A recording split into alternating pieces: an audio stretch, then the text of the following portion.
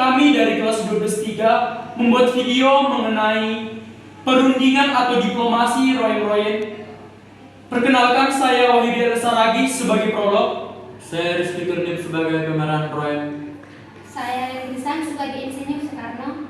Saya Putri sebagai Dr. Dewika. Saya Rayani sebagai Jodronegoro. Saya Claudia Panjaitan sebagai Herman Van Royen.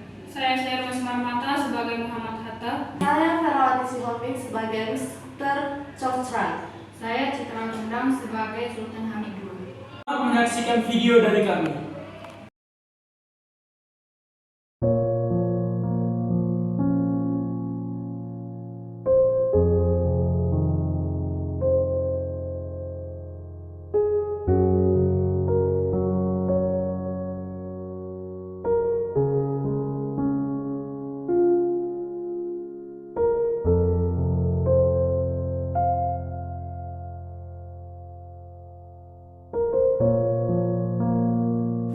Panggung menggambarkan suasana ruang perundingan yang formal di Hotel Des Indes, Jakarta, tahun 1949.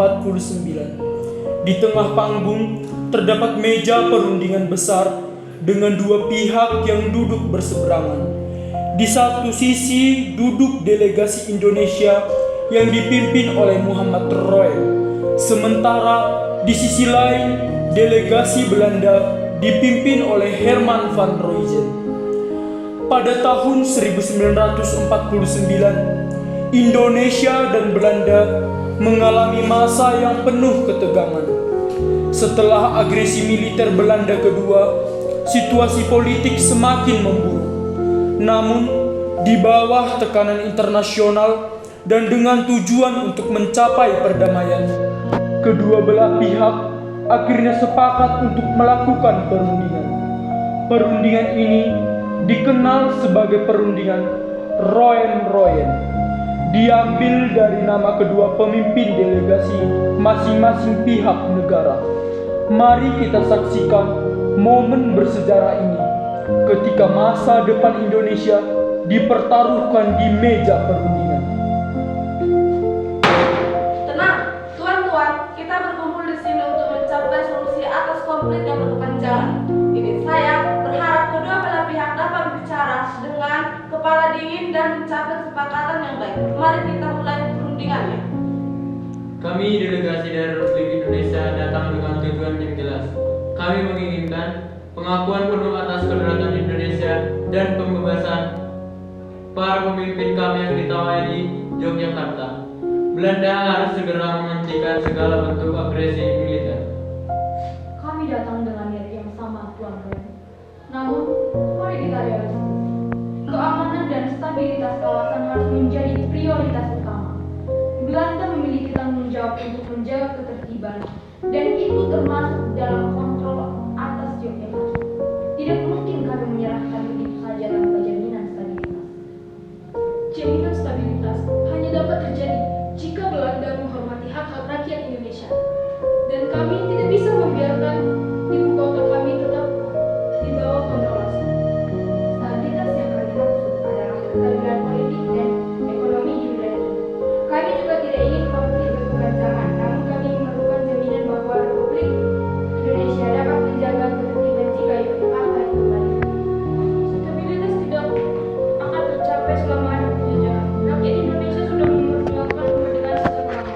Jika Belanda benar-benar menginginkan perdamaian, mengembalikan Yogyakarta adalah hal yang mustahil. Jika Republik Indonesia dapat memberikan jaminan bahwa pemimpin-pemimpin yang dibebaskan tidak akan kembali memicu kerusuhan, maka kami bisa mempertimbangkan untuk membebaskan mereka dan menghentikan operasi militer. Kami dapat memberikan jaminan itu. Tujuan kami bukan untuk melanjutkan perang, tapi untuk membangun negara yang damai dan merdeka. Namun, syaratnya adalah pengakuan atas kedaulatan hak kami. Itu yang kami minta. Kedua belah pihak sudah mendapati kesepakatan. Saya melihat ada kemajuan positif di sini. Jika Indonesia memberikan jaminan untuk menjaga keterlibatan di Yogyakarta dan Belanda setuju untuk menghentikan operasi militernya serta pembebasan pemimpin-pemimpin Republik, kita bisa menuju penyelesaian. hari setelah perundingan pertama, kedua delegasi sedang istirahat di ruangan masing-masing. Roem dan Leimena berbincang. Apa menurutmu, Belanda akan benar-benar menghentikan agresi militernya, Pak Roy? Belanda berada di bawah tekanan internasional yang besar, terutama dari Amerika Serikat. Saya pikir mereka tidak punya pilihan lain. Jika tidak, perang akan terus berlanjut. Dan itu bukan keuntungan bagi mereka. Ya, saya juga merasa tapi kita harus tetap waspada. Jangan sampai kita terjebak dalam prinsip perjanjian minimal menghentikan perjuangan. Benar, kita harus tetap teguh. Besok akan menjadi penentu. Dan kita harus siap dengan segala kemungkinan.